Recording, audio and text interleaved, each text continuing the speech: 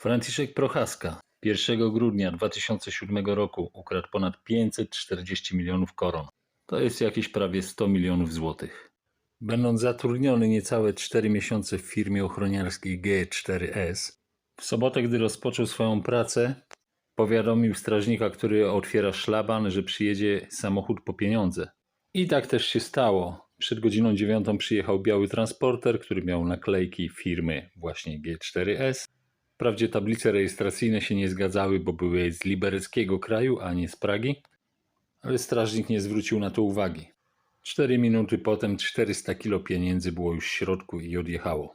W 2008 roku został zamknięty do więzienia Milan Czermak, rzekomy wspólnik Franciszka, ten, który prowadził auto.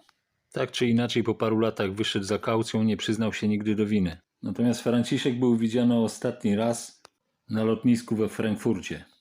Według jednej z teorii żyje na Karaibach.